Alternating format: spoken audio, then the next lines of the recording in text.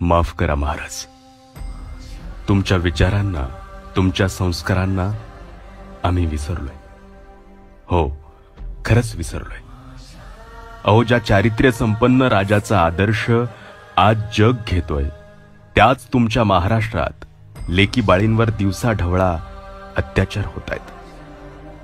कुठे कोणा लेकीला जिवंत पेटवल्या जातं, तर कुठे धार्मिकतेच्या नावाखाली चिरडल्या जातं.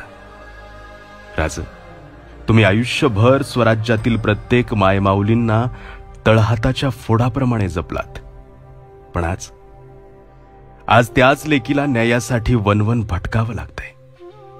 का, कशामुळे माहिती नाही. राज, लहान तोंडी मोठा घास घेतोय. आता तुम्ही फक्त राजकारणापुरते मर्यादित राहिलात राज.